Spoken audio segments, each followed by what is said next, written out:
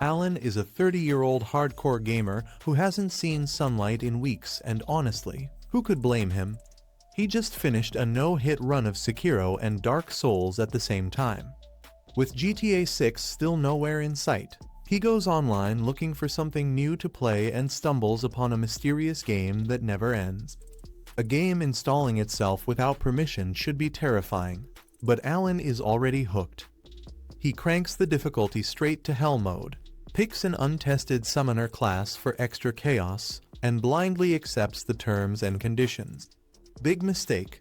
One tiny clause later, Alan wakes up reborn as a baby in another world. A whole year passes, and baby life isn't so bad. No job, no bills, and two loving parents named Roden and Threa. Still, since he chose hell mode, Alan is pretty sure tragedy is just waiting around the corner. One night, Alan starts waving his baby arms around, shouting random gamer phrases, desperately trying to open a status screen. Just when he's about to give up, a mysterious book finally appears, scaring him so badly that he screams and alerts his parents. After they leave, he checks the book again and finally sees his stats. As expected, his summoning skills are absolute trash, but they can level up with use, so that's promising. He learns he can only summon H-rank insects and beasts, which sounds painfully weak. Then he receives a message from a mysterious voice apologizing for the delay. Apparently, the summoner class was still under development. Alan doesn't care about the apology, but unfinished systems mean bugs, and bugs mean exploits. He's excited. After some trial and error, Alan figures out how summoning works. He has to create skill cards first. The next morning, he finally summons a giant grasshopper. It looks amazing, until it flies straight into his face. Turns out, summoned creatures still have animal-level intelligence, so giving commands is pointless. The upside? The summon boosts his stats. The downside? His mom walks in and squishes it instantly. Not discouraged, Alan experiments more. He summons a mouse next, which also launches itself at his face. This one gives buffs too, and has a skill called Scurry, which it actually obeys, but the ability is completely useless. Still, Alan discovers something huge. He can stack up to 10 summon cards, and all buffs stack. 10 mouse cards mean extra attack and HP, making him stronger than any normal baby. He's still weak by game standards, but now Alan knows one thing for sure. Once he levels up his summoning skills, this world is going to be very unbalanced.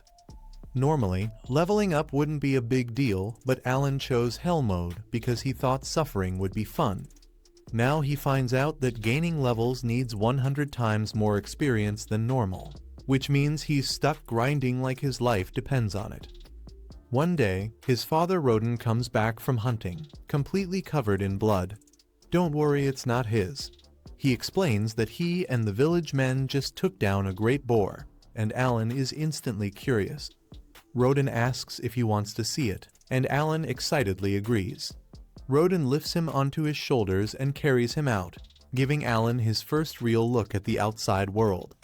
The walk takes longer than expected, though, and Alan ends up falling asleep along the way. When they finally arrive, Roden wakes him up and Alan is stunned. The boar is huge, way bigger than he imagined. He can't even understand how Roden managed to kill it. Soon, the villagers notice Roden's return and start cheering for him like he's today's MVP. Alan asks if the great boar is really that strong, and a woman named Gerda explains that it's a C-rank monster that usually takes at least 20 men to defeat. That information is gold for Alan. It gives him a clear idea of how big the power gap between ranks really is.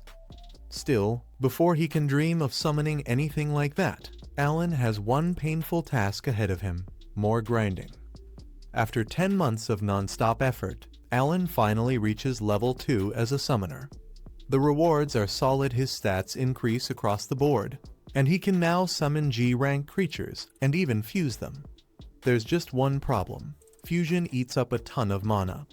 Alan quickly finishes his dinner to recover MP and rushes back to his room to try it out. No luck.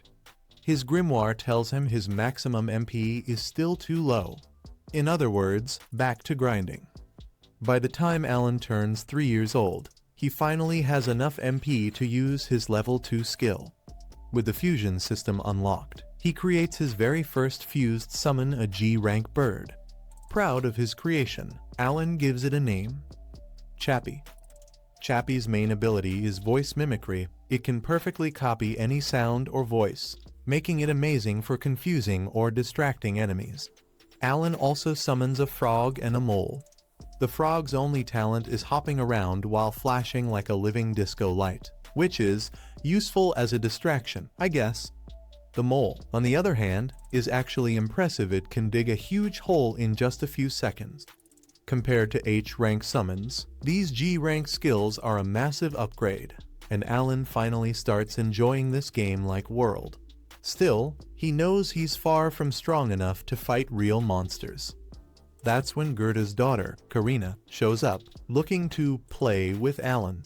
Unfortunately, her idea of playing is dueling. Alan uses every buff he has just to survive, but Karina is way too strong. By the end of the day, Alan limps home, thoroughly defeated. Back home, Alan learns some big news. His mother is pregnant again. Since Therja can't do heavy work anymore, Alan offers to help with the harvest. Thanks to all his buffs, he basically has the strength and stamina of an adult. Still, his parents refuse. They tell him to stick to small chores and enjoy being a kid. Roden reminds him that he'll have plenty of time to work when he grows up, so he should enjoy his childhood while he can.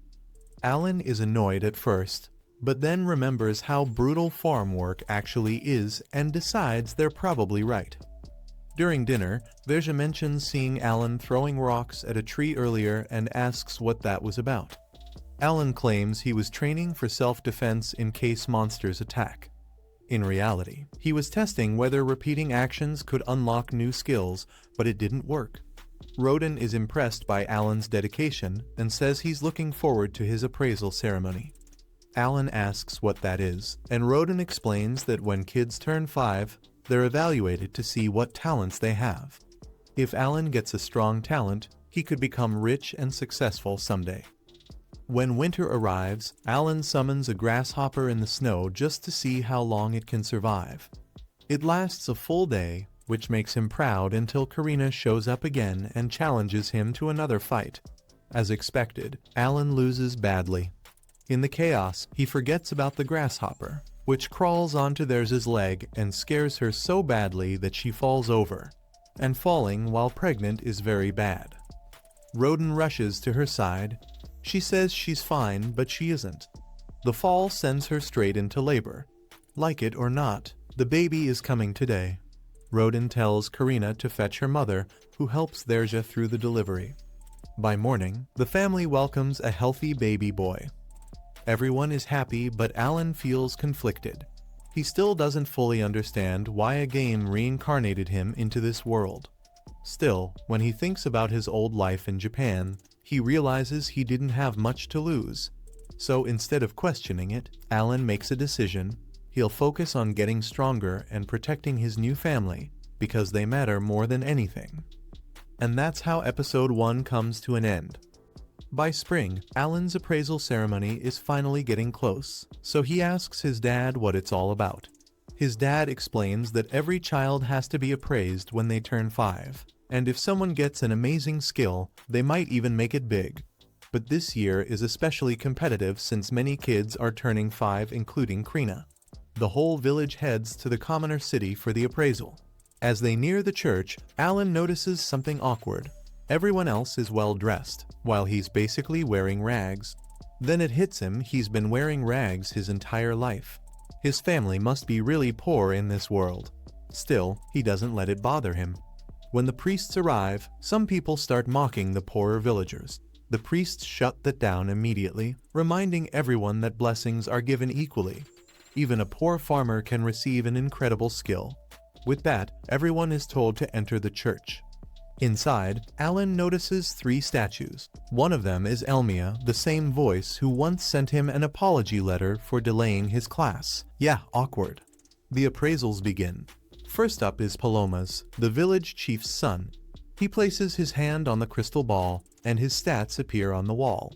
He gets the merchant class, which makes his father very happy.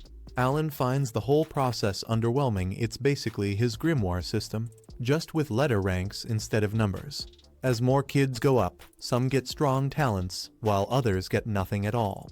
Eventually, only Krina and Alan are left. Krina goes first. She excitedly places her hand on the crystal, and suddenly, it explodes with blinding light. Her father panics, thinking something went wrong, but the priests are just stunned. Krina has been blessed with the Sword Lord class, one of the strongest classes in existence. Her dad is overjoyed, though Krina herself doesn't fully get the hype. Alan, on the other hand, isn't surprised at all. She's been beating him up for years. Then it's Alan's turn. He touches the crystal. Nothing happens at first. Then flash, he gets knocked backward. His dad rushes to check on him and asks the priest what talent Alan received, since he can't read. The answer hits hard. Alan is completely talentless. This makes zero sense to Alan. He knows he has a class, but when he looks at the results, all his stats are E rank across the board. He immediately blames Elmia for doing a terrible job coding the summoner class. Seeing Alan upset, his dad hugs him and comforts him. They head home, and despite everything, his family treats him exactly the same. Alan appreciates that, but he knows the truth. He can still use his grimoire just fine. He figures it out. He's playing on Hell mode. Since he needs 100 times more XP to level up, his stats are stuck at E rank, even though he's actually strong. For most people, this would be devastating. But Alan isn't a casual gamer, he lives for painful grinding. Still, he does notice a strange error code in his appraisal and plans to send a lot of complaints to the devs. The next day, Alan's family visits Krina's house to celebrate her Sword Lord appraisal. But something feels off. Alan's dad is acting strangely. During the visit, tensions rise, and it's revealed that Alan's dad suggested cutting ties between the families. His reasoning: Krina now has a guaranteed future. She could become nobility, and being associated with a poor family might hold her back. Krina's dad is furious and says he doesn't care about status. The argument gets heated until their wives step in. Later, Alan learns that all 4 adults were childhood friends who built the village together years ago. Remembering that makes them realize how pointless the fight was. Soon after, news spreads that the Knight's Order has taken interest in Krina and is coming to see her. While this is exciting, her parents worry she's still just 5. Things get worse when another talented kid insults Alan for being talentless. Alan doesn't care, but Krina absolutely does. She nearly cuts off the kid's finger before being stopped. Then the Knight's Order finally arrives. The Knight Captain meets Krina and suggests taking her for training immediately. Her father refuses, saying she's too young.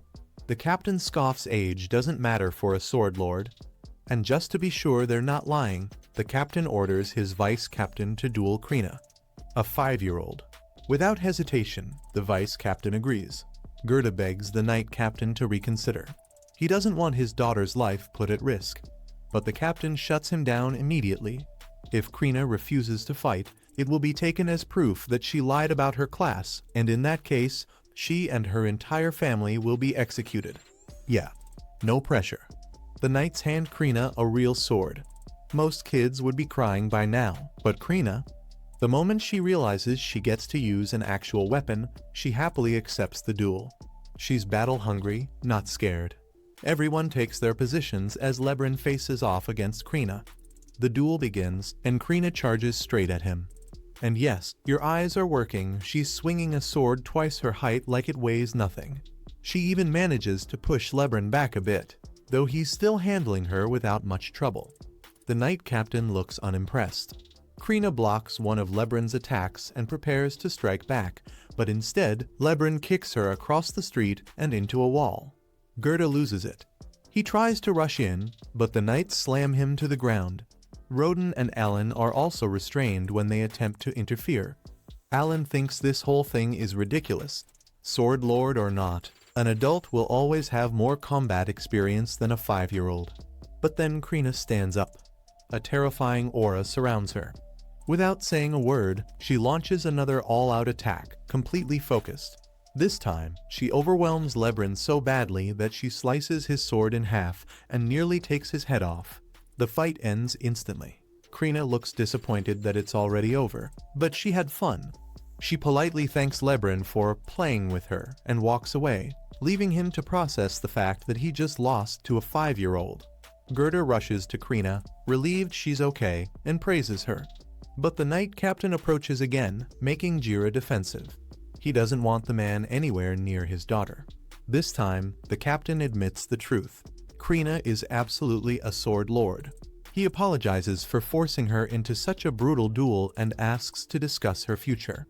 Gerda refuses at first, but the captain offers to meet with their friends present. Feeling safer, Gerda agrees. They gather at the chief's house for lunch. The captain Zenoff explains himself. 3 years ago, a noble family claimed to have a sword saint, which raised suspicion. Sword saints can only be born to low-status families. That sword saint was later exposed as a fraud, along with several nobles who exaggerated their talents. Since then, the kingdom enforces a zero-tolerance policy on fake appraisals. Zenoff admits Krina's trial was too harsh. He assures Gerda they won't take her away. She can train at home, and when she turns 12, she may attend the academy and become a knight if she wants. 2 years later, Alan finally unlocks level 3 of his grimoire, and he's thrilled. The level up gives him the enhanced skill, letting him strengthen his summons. On top of that, he can now hold 30 cards at once, meaning the buffs he can stack are about to get ridiculous. He plans to test everything later, but for now, dinner calls.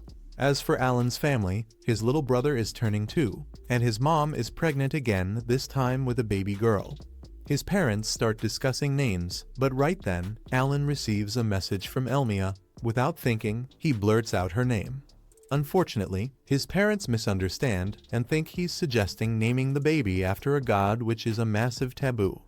Alan can't explain himself, so he quickly changes the topic by pointing out that Gerda's scars have mysteriously vanished. Gerda explains that he passed a trial of the gods earlier that day while fighting a boar.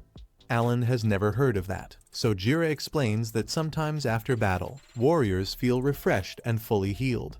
Alan assumes it's just a side effect of leveling up. Since Gerda is a strong fighter, he probably levels up often.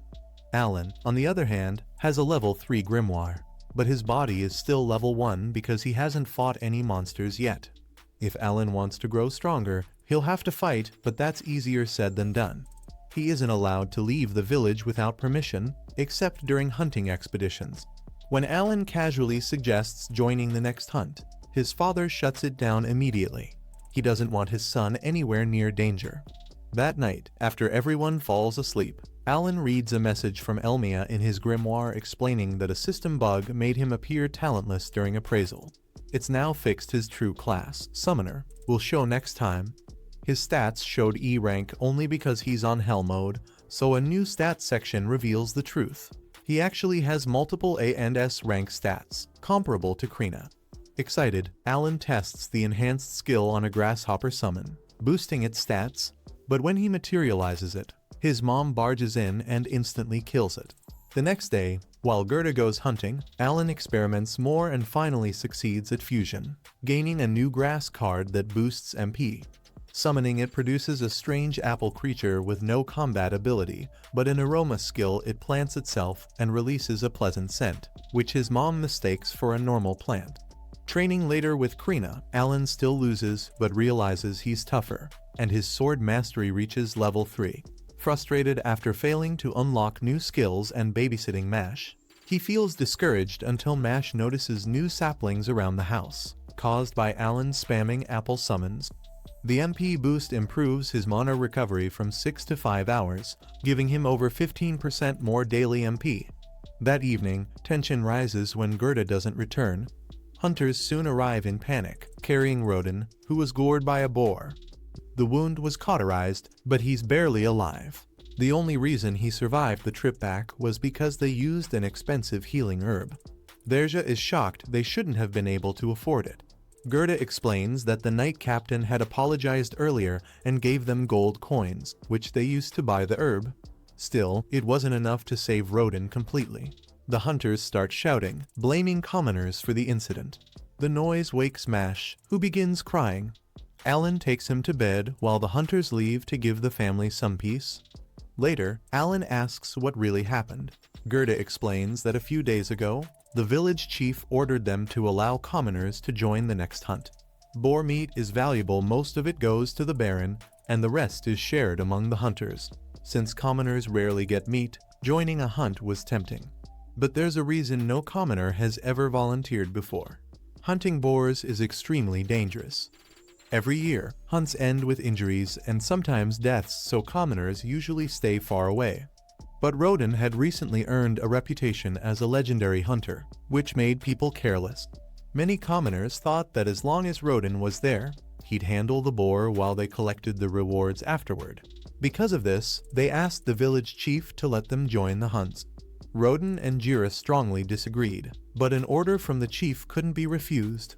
So the commoners were allowed in and everything went exactly as badly as expected. During training, the commoners barely tried. When the real hunt began and they faced a boar, they panicked, dropped their weapons, and ran, breaking the formation. One of them tripped, and Roden rushed in to save him, only to be gored in the stomach. The hunters eventually killed the boar. Jira promises to bring Roden's share of the meat, but Alan feels guilty. He realizes he's been treating this world like a game, when for everyone else, its real life and survival is on the line. If he has power, he should use it to help.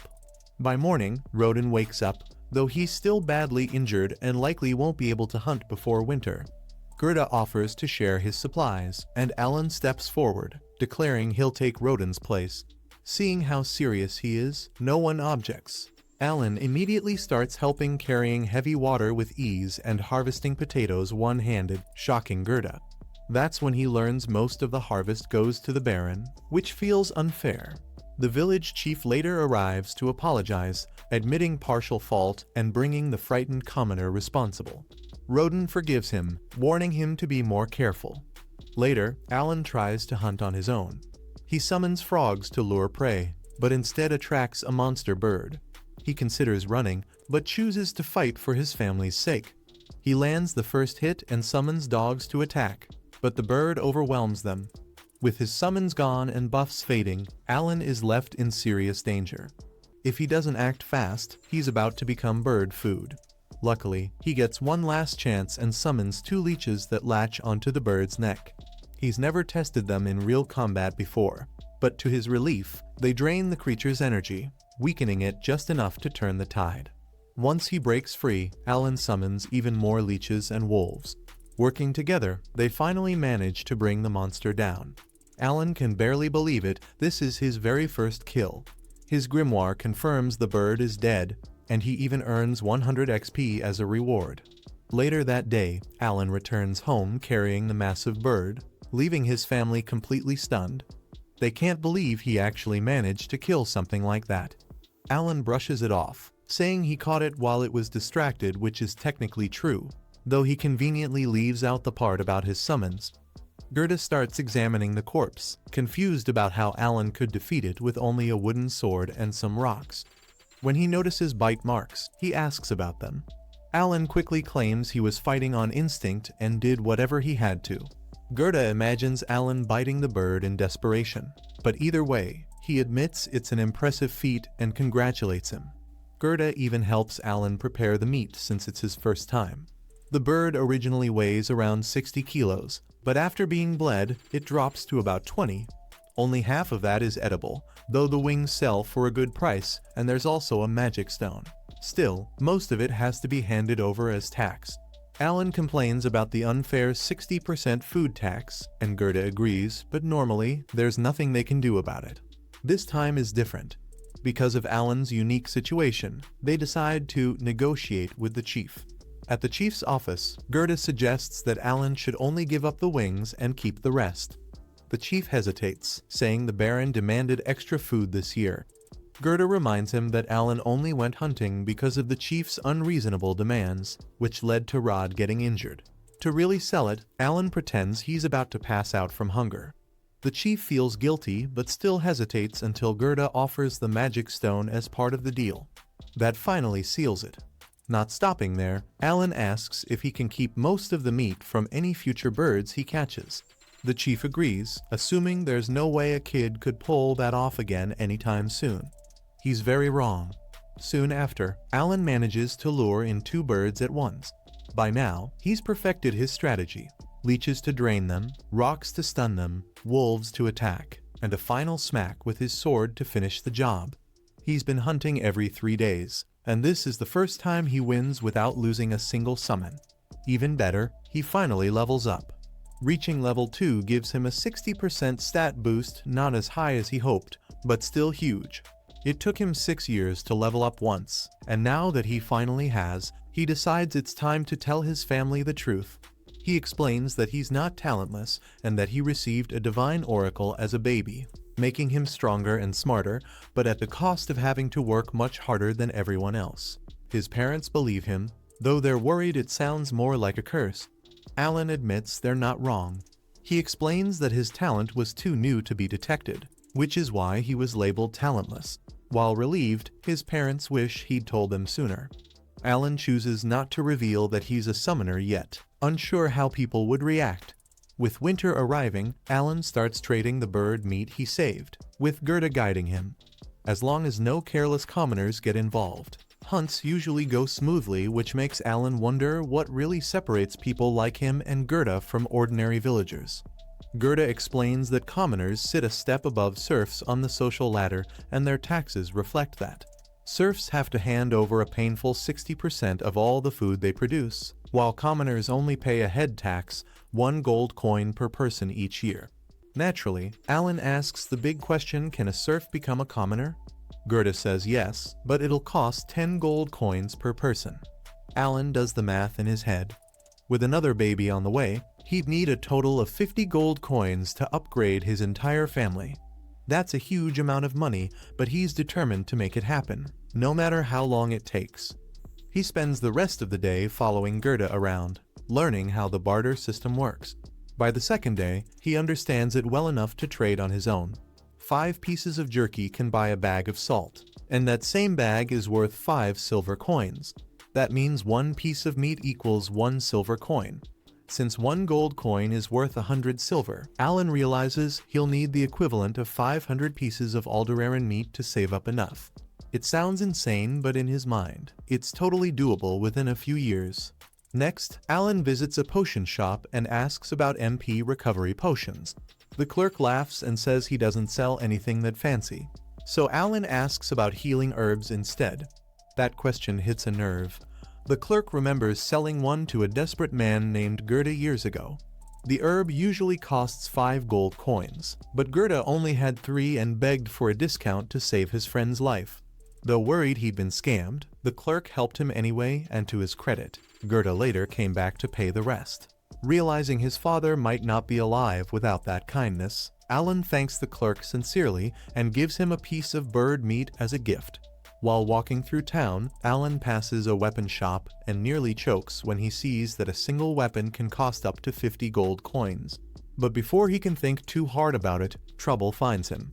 Gerda suddenly shows up, trying to bully Alan into becoming his lackey. Alan isn't having it. He calmly puts his bag down, pulls out his wooden sword, and points it straight at Gerda.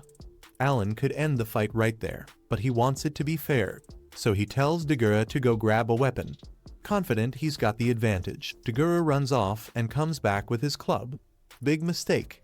Thanks to his training with Krina, Alan absolutely wipes the floor with him. By spring, Gerda is regularly showing up at Alan's house asking for training, though he's still nowhere near Alan's level. Mash also starts training with Krina, but she goes much easier on him since he's still a beginner. That night, Roden and Gerda return with bad news.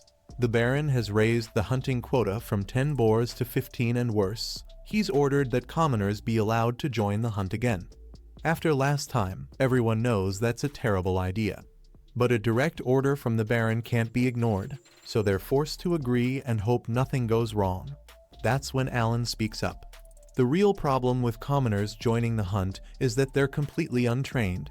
But Alan has spent countless hours playing Amos, and he's confident he can turn even the worst newbies into useful teammates. so he asks to be put in charge of training the commoners before the hunt begins. When the next hunt finally arrives, Roden takes Alan to meet the other hunters and announces that they'll be using one of Alan's new strategies. But he makes one thing clear: Alan is only here to watch today, not fight. Alan agrees, even though he's secretly disappointed because he was hoping to level up. Still, Roden doesn't change his mind, saying the main goal is to properly train the newbies so nothing goes wrong like last time. Speaking of last time, the boy who got Roden hurt comes over to apologize again and tells him not to risk his life protecting him. Roden calmly replies that all he has to do is focus on his role, and if everyone does their job right, nothing bad will happen. Soon, the hunting group heads into the forest, and for Alan, it's his first time outside the village walls. Naturally, he's super excited. Once they arrive, Gerda explains the plan.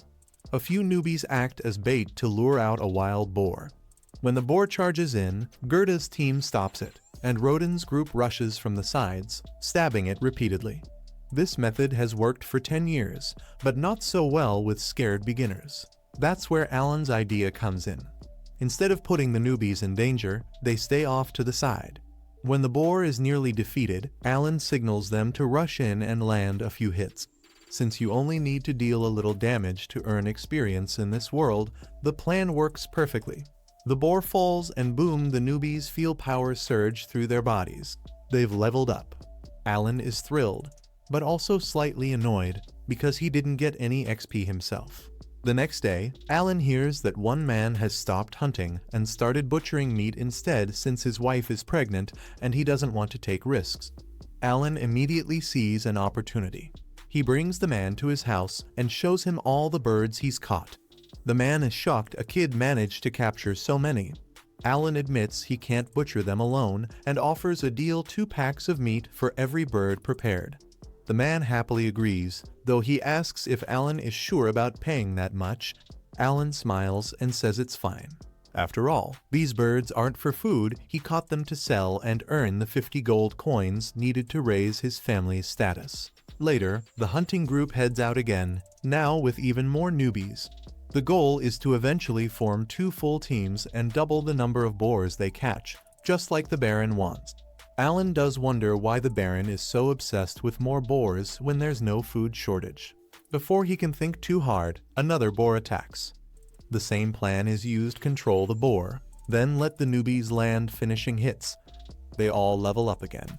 But this time, Alan gets smart. He sends one of his summoned grasshoppers toward the boar, letting it get crushed. Since his summon technically took part in the fight, Alan gets the XP too and reaches level 3, though he feels a little bad for sacrificing it. 3 months later, Alan and the others are invited to the chief's mansion for a New Year celebration. On the way home, Krina is thrilled about all the candy they got. Back at home, their families throw their own party. Roden proudly praises Alan for his strategy, saying it made training newbies safe and effective, and next year's quota of 20 boars should be easy. Then Gerda notices a bottle behind Alan. Alan explains the chief personally gifted him some liquor. His condition? Beat him in a game. Desperate for a drink, they agree immediately. When they ask what game, Alan casually says, arm wrestling. Before starting, Alan adds one more rule: if he wins, they have to let him fight in future hunts. Roden doesn't like it, but he's sure he'll win anyway. First up is Gerda, who confidently believes there's no way a 7-year-old can beat him. Big mistake. Alan secretly stacks every strength buff he has through his summons. The match starts, and to everyone's shock, Alan slowly overpowers Gerda and slams his hand down. Gerda is speechless. Roden isn't shocked after everything Alan's done lately. He kind of expected it, but he's still confident the kid won't beat him too. After a short break, Roden locks arms with Alan. Just like before, Alan matches his strength at first. Alan ends up getting pushed back and losing the arm wrestling match.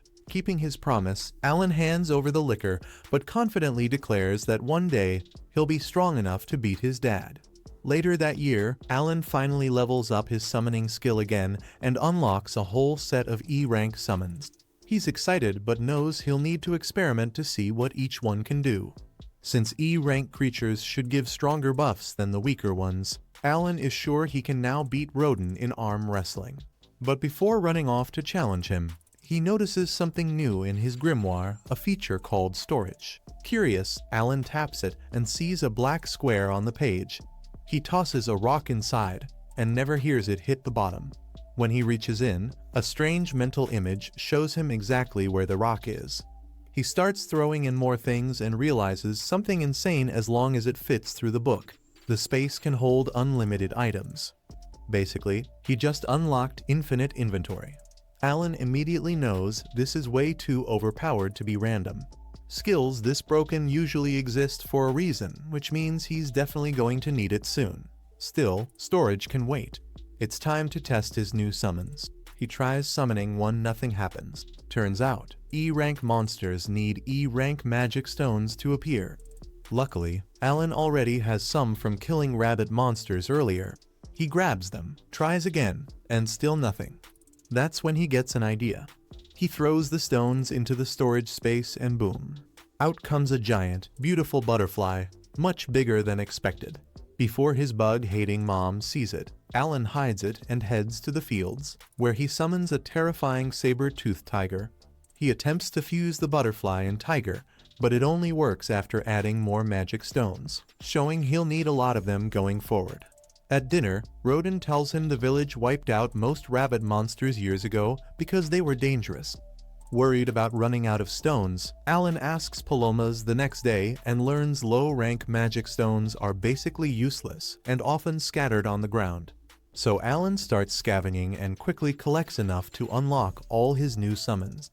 He realizes his ability lets him cover every battle roll alone with endless beasts at his command. He's on his way to becoming unstoppable. Not long after, the village chief invites Roden, Gerda, and Alan over for dinner and drops some big news: the Baron himself is coming to visit next month to watch the boar hunt. Gerda is instantly annoyed since the Baron's constant quota increases have already made life hard enough. Roden doesn't mind the visit, but he does wonder why Alan was called in too. That's when the chief reveals the real reason he wants Alan to act as the Baron's personal guide. Alan isn't thrilled about babysitting a noble, but there's a problem. At his current pace, it'll take him nearly 10 years to earn commoner status by hunting birds alone. But if he impresses the Baron, he might get promoted much faster. So, with a deep sigh, he agrees. A month later, Baron Granville arrives with his daughter Cecil and Knight Captain Zenoff. During lunch, the Baron apologizes for last year's harsh meat quota, explaining it wasn't his idea. The king ordered it after being provoked by a sneaky viscount. The food soon arrives, and both the Baron and Cecil are blown away by how tasty it is. When the chief awkwardly can't name the dish, Alan steps in and explains it's freshly hunted bird meat he prepared himself. The Baron is impressed by Alan's manners and even mistakes him for the chief's son until Zenoff recognizes him as Roden's boy.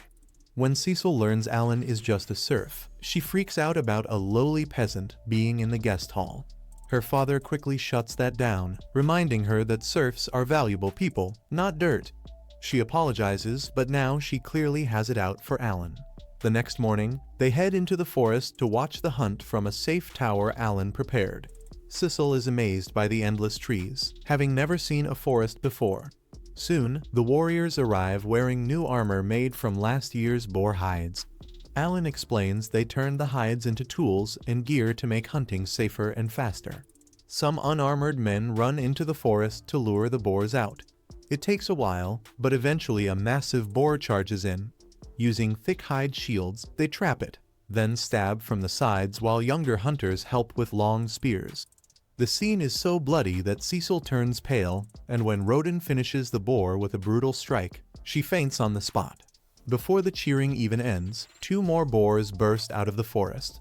Zenoff prepares his knights to step in, but Alan calmly says they've got this. The team splits up and takes both boars down with ease. Alan realizes how far they've come before. Heavy taxes force them to trade away everything instead of improving their gear. Now, smart planning and better equipment make fights like this possible. Cecil wakes up just in time to see a fountain of blood from the last boar, and immediately passes out again. The Baron is shocked they killed 3 boars in one day. Alan casually tells him they already caught 7 before the visit, so only 10 more remain. The Baron is relieved the quota won't crush the village. Seeing the Baron in a good mood, Alan makes a request: permission to make more shields from boar hide. Granville sees no reason to say no, so he agrees to Alan's request and even praises him for doing such a great job as their guide. Just as they're about to leave, Cecil suddenly snaps at Alan, telling him not to get cocky just because her father complimented him. But right after that, she almost falls off her horse, completely destroying her tough girl moment. Not long later, Alan, Roden, and Gerda are invited to Granville's mansion. The Baron tells them he was so impressed by the hunt that he wants to reward them. Alan already knows something big is coming, and sure enough, Granville announces that Roden, Gerda, and their families are being promoted to commoner status. They're completely shocked, while Alan is beyond happy. Now he can keep his savings and finally travel freely, starting with a trip he dreams of to the White Dragon Mountains. Granville also adds that everyone who helped with hunts over the past 10 years will get the same promotion, and asks for a list of names. With how well things are going, he's confident the village will meet future quotas easily.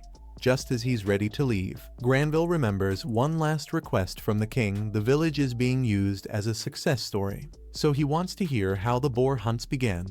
Roden grows uncomfortable, so Gerda explains instead.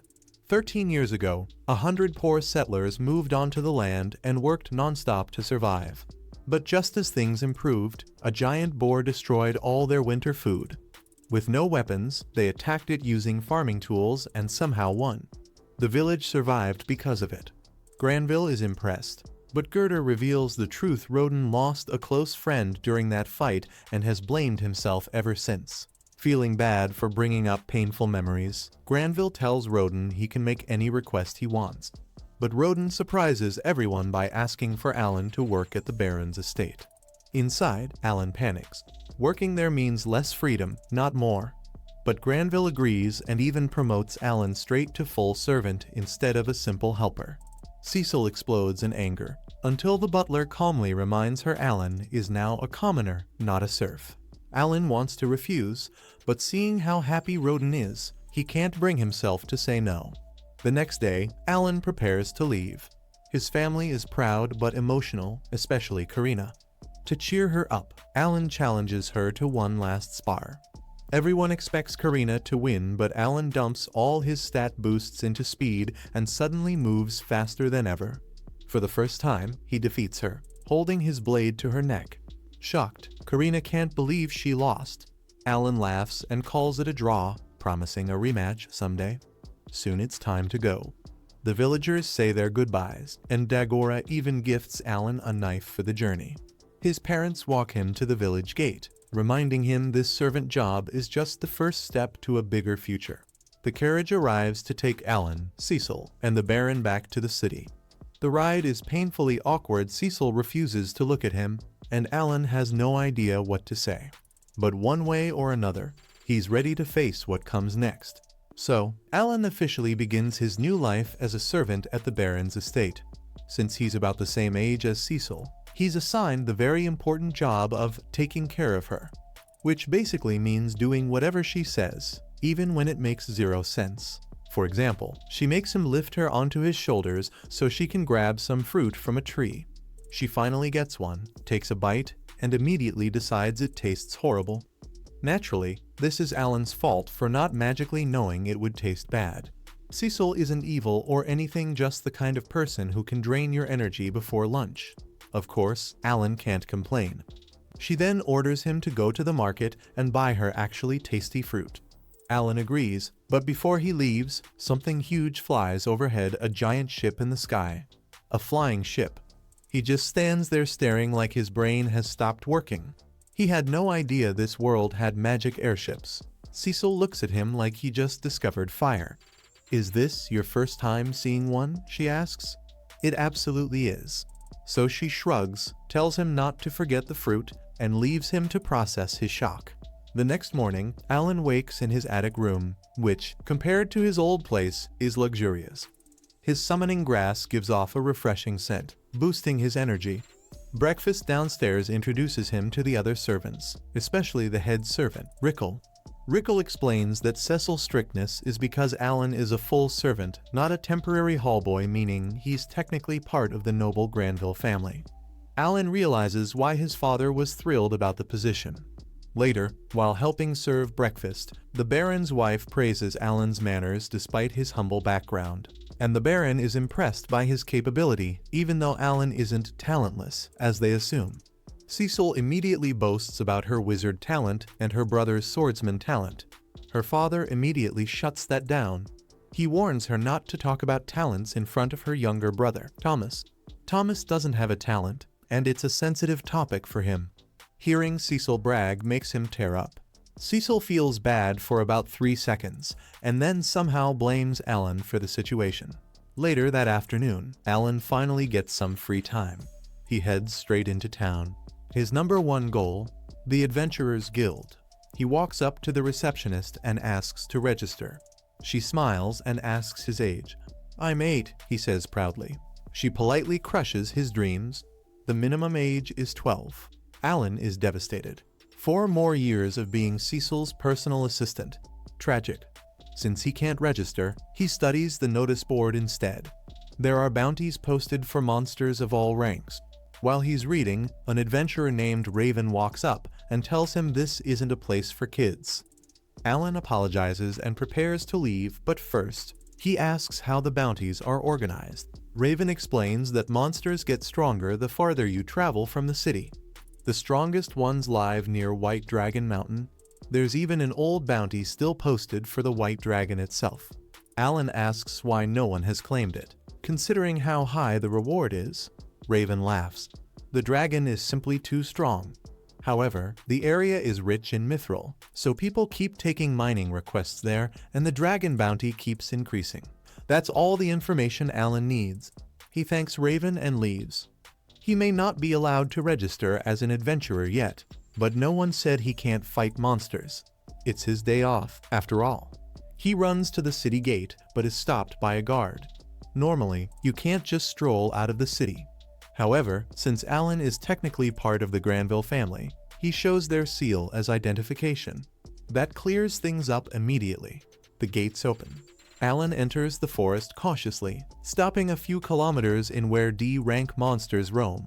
He summons 6 intelligent hawks to scout and tests his tiger summon, which can follow simple commands but isn't very smart. One hawk reports a group of goblins, but they spot Alan first and charge. He quickly summons 10 tigers to surround them and a butterfly to cast a sleep spell, which works about 80% of the time. Once the goblins grow drowsy, the tigers wipe them out. Goblins give less XP than boarwoods, but are faster to defeat, so Alan farms them all day, defeating around 80 and earning 16,000 XP, leveling up twice. He also learns dark magic stones can't create E-rank summons, despite being more valuable. At night, he sends the hawks to scout again, but they refuse to move. He realizes hawks can't see well in the dark, ruining his plan to use them to navigate home. With no night vision and no GPS birds, Alan stumbles through the forest and barely makes it back to the city. A month later, Alan visits a blacksmith and commissions 3 solid metal balls. He wants to improve his rock throwing skill, and metal ammo sounds way better than pebbles. After paying, he stores them inside his grimoire. Over the past month, he has gone hunting 4 times. Thanks to his efficient goblin farming, he has reached level 12. Finally, real progress. That night, when he returns to the Granville estate, Sebas corners him and says the Baron wants to see him. No pressure. Alan goes to the Baron's office. Instead of scolding him, the Baron praises him. Everyone in the mansion has good things to say about Alan. However, there's a small concern. The Baron has heard that Alan leaves early on his days off and comes back very late. He makes it clear Alan isn't in trouble. He's free to use his days off however he wants. The Baron just wants to know what he's doing. Alan decides to be honest. He explains that he's been hunting in the forest. As the son of Rodin, a hunter, it feels natural to him. The Baron nods. Fair enough. Alan is allowed to continue hunting, but there's one condition. Sebas assumes Alan is only hunting harmless E-rank rabbits. He warns Alan not to sell any meat to local butchers. If people found out a servant of the Granville family was doing that, it could cause gossip. Instead, the estate offers to buy any meat he brings back for 1 silver coin per bundle. That's actually higher than the market rate. Alan is thrilled. Up until now, he's been throwing the meat away. Now he can level up and make money. That's called efficiency. 6 months later, Alan is on one of his weekly hunts. Today's goal, at least 100 goblins and a few horned rabbits. Suddenly, one of his hawks returns. He assumes it found monsters. Then all the other hawks come back too. And they're acting strange. That's not normal. Alan follows the noise and finds Raven and his party surrounded by goblins. Raven is already unconscious, and Rita is the only one still fighting. Alan steps in, throwing metal balls at the goblins. They hit harder than stones, but can't one-shot, and he only has 3. He avoids using his summoning powers to keep them secret, so he fights head-on.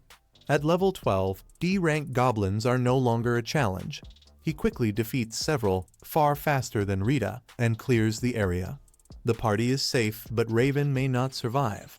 Rita urges Melly to heal him, but she's out of mana, and Raven won't make it back to town.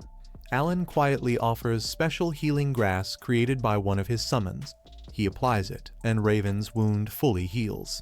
Raven wakes up, and the team gratefully promises to repay him for the rare herb. Alan just wants to stay low profile, but he does ask for one favor: 100 E-rank magic stones. Though they're nearly worthless, Raven agrees to gather them by next week. A few days later, Alan returns to assisting Cecil. While lifting her to grab jam for cookies to celebrate her brother Mihai's return, Alan is so shocked by the news that he loses balance. A little while later, the family is enjoying lunch together, and Granville is seriously impressed. The food tastes amazing. Cecil proudly explains that it was made using horned rabbits Alan hunted himself. Granville nods in approval. Of course Alan is skilled, he's Rodin's son after all. Talent runs in the blood. Then Granville casually mentions that Kren Village successfully met its yearly quota of 20 boars. Alan isn't surprised. He never doubted they could do it. But Thomas suddenly asks an important question. If the quota was met, why haven't we eaten any boar meat this year? Everyone pauses. Boar meat used to be the highlight of winter meals. But this year, nothing. Alan quickly guesses the reason. The king must have increased the quota, so all the meat was probably sent to the capital instead. Makes sense, politically. Not great for dinner though. Then Thomas, being Thomas, boldly requests, "Next time, can you hunt a white deer?" The entire family immediately scolds him. A white deer isn't some backyard rabbit. It's dangerous. Rare, definitely not a casual lunch order. But Alan? He agrees instantly. He's been bored lately anyway. A new challenge sounds fun. And if a white deer is around C rank, it should be easy. The next day, Alan heads into the snowy forest. First, he digs a pit trap. Then he runs off to track his target. When he finally spots the white deer, he summons 4 frogs as bait. Using their provoke skill, the frogs annoy the deer until it charges at them. Right before it hits Poof, Alan dismisses the frogs. He keeps repeating this trick, slowly guiding the furious deer exactly where he wants it, straight into the pit. And once it's trapped, game over. An hour later, chaos erupts at the mansion gates. A giant white deer has appeared out of nowhere. The staff prepares to attack, until a voice comes from underneath it. Alan rolls out from under the massive corpse. Yes, killing it was easy. No, carrying it home alone was not fun. He proudly announces he hunted it for Thomas. The whole family rushes out. Thomas is thrilled they're having deer meat for New Year's. Granville, however, is stunned. An 8-year-old defeating a C-rank monster alone. Now he's seriously questioning that talentless label. Reassessment is definitely happening soon. Not long after, Alan is called into a meeting with Sibis. Good news, he's being promoted to huntsman. His duties? Hunt food for the household and protect everyone during monster attacks. His pay? 100 silver coins a month, double his current salary. Sounds amazing, right? Except Alan quickly realizes something. That deer alone was worth more than 100 silver. Paying him a monthly salary is way cheaper than buying strong monsters from him directly. clever. Still, Alan doesn't mind. As long as he can hunt freely, he's happy. Then Sibis drops the bad news. He still has to serve Cecil, and he can only hunt once a week. Alan dies a little inside, but he keeps smiling. Complaining would be rude. Later, Alan accompanies Cecil to the port to welcome her brother Mihai from the Royal Academy. It's Alan's first time seeing an airship, but Cecil only cares about hugging her brother and scolding him for missing last summer. Alan offers to carry Mihai's luggage and is introduced as Cecil's servant. Mihai immediately notices Alan's talent, which quietly relieves him. Finally, someone perceptive and mature. Watching the siblings bond makes Alan think of his own family. After another successful hunt, Alan returns with top-tier ingredients, delighting the chefs. In the garden, he sees Mihai sparring with Zenov. Though only 14, Mihai shows impressive skill from his academy training, but Zenov still wins due to the strength gap. Afterward, Mihai asks Alan to spar. Granville approves. Zenov hands Alan a mithril sword. For the first time, Alan holds one. The duel begins. At first, Alan tries to hold back. He doesn't want to hurt Mihai. Then their swords clash, and Alan realizes something. Mihai is strong. Really strong. Years of structured academy training make a massive difference. Even if their raw strength is similar, Alan's swordsmanship is still beginner level. Experience wins. The duel ends. Mihai takes the victory. Everyone praises him again, though Cecil makes sure to compliment Alan for lasting as long as he did.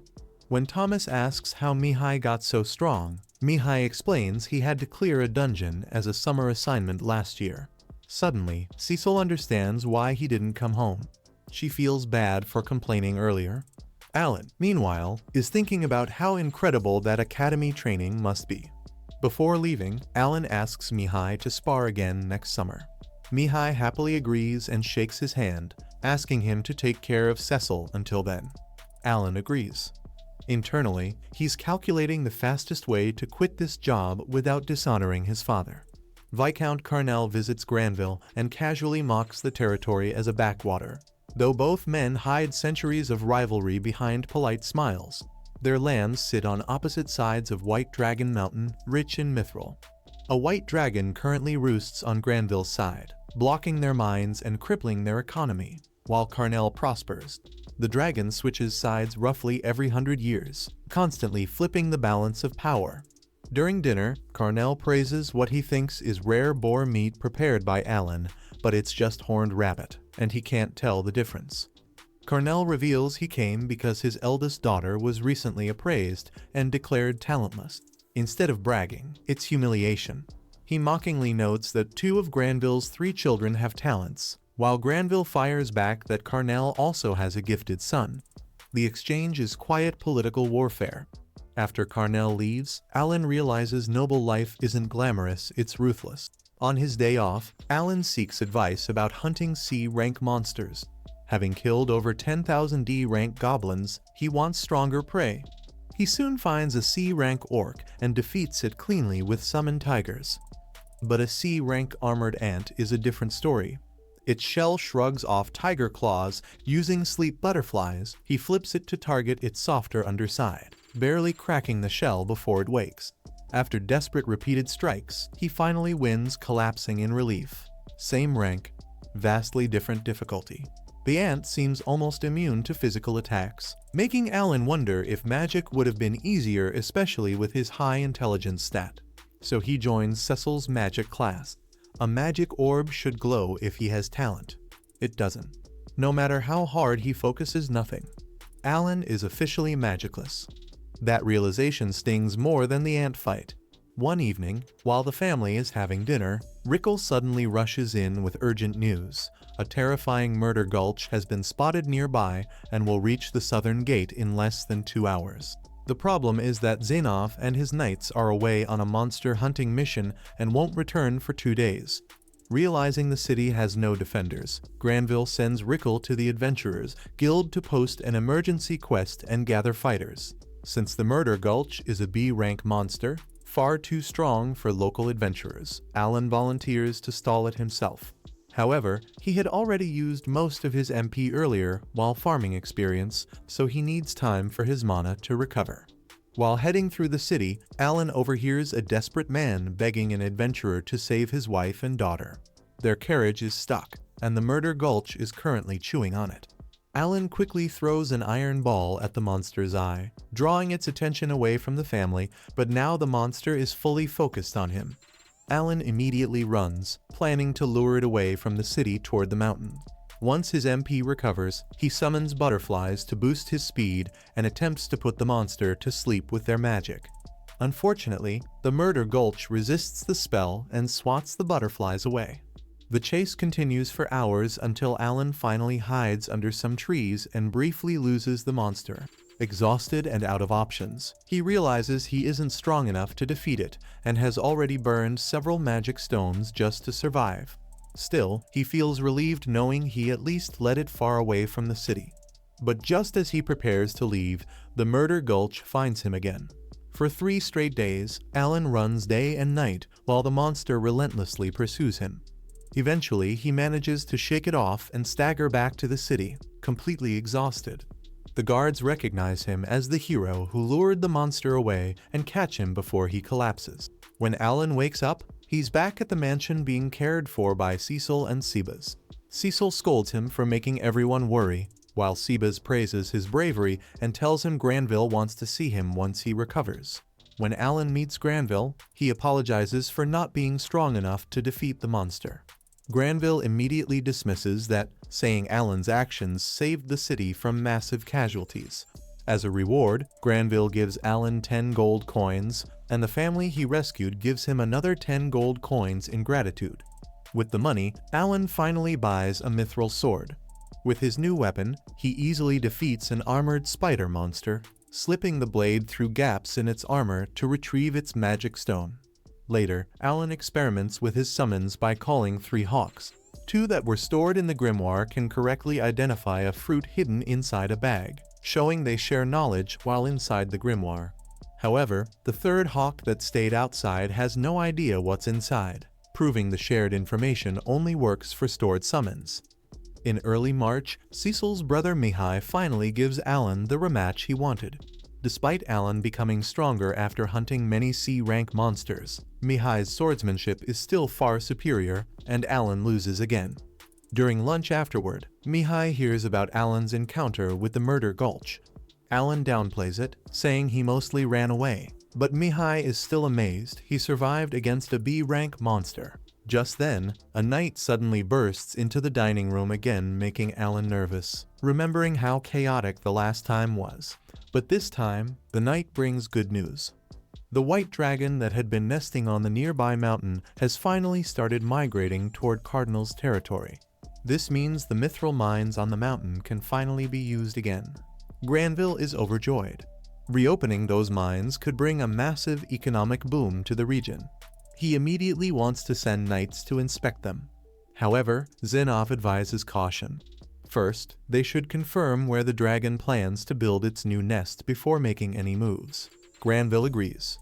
Then Mihai casually asks a question. If they're planning to reopen the mines, someone will need to clear all the monsters between the city and the mountain. And if that's the case, he'd be more than happy to help. After all, he still has some free time and he could use a little excitement. However, Zenov quickly shuts Mihai's idea down. He says it's far too risky. If the white dragon suddenly decides to come back during the hunt, Mihai could end up in serious trouble. Mihai understands the concern and calmly agrees to drop the idea. Alan, on the other hand, has a completely different problem. He realizes that once the knights clear all the monsters between the city and the mithril mines, his favorite XP farming spot will disappear, and Alan is not ready to lose his leveling ground just yet. So he decides to squeeze out as much experience as possible before that happens. At the first opportunity, Alan heads deep into the forest. His summoning skill recently reached level 5, and he's excited to test the new abilities he unlocked. One of those abilities is called Share. To try it out, Alan summons a hawk and activates the skill. Suddenly, something incredible happens. He can see through the hawk's eyes while still seeing through his own. Curious, he tells the hawk to fly higher into the sky. As the bird flies higher, Alan gets a stunning aerial view of the entire forest. Combined with the hawk's eagle eye ability, this makes scouting extremely effective. Curious about the limits of this skill, Alan summons 3 more hawks and links his senses with them. Now he can see through 4 different viewpoints at once, along with his own, like watching a giant split screen. Wanting to push the limit further, he summons a tiger and links to it as well. But when he tries adding another tiger, a sharp headache hits him, forcing him to cancel the skill. From this, Alan realizes 5 viewpoints is his current limit. Since his intelligence stat is around 1000, he estimates that each extra viewpoint requires roughly 200 intelligence. To test the theory, Alan summons an owl, which boosts his intelligence to over 1200, and tries again. This time, he successfully handles 6 viewpoints without pain. This leads Alan to a clever idea. If he can watch through his summons and give them orders remotely, they can hunt monsters while he stays safe. Essentially, he can farm XP without fighting himself. To test it, Alan sends his summons to attack a group of armored ants, and they quickly defeat them, proving the strategy works. Before leaving, Alan gives them a strict rule: never attack human adventurers, even if they're attacked first. Then another idea strikes him. Using a bird, Alan flies all the way to Karina village and watches from the sky. He sees everyone doing well Karina training, Din working in the fields, and his mother braiding his little sister's hair. Relieved to see his family safe, Alan quietly asks the bird to drop a gold coin for them before flying away. And with that heartfelt moment, episode 9 ends. Subscribe so you don't miss the next part.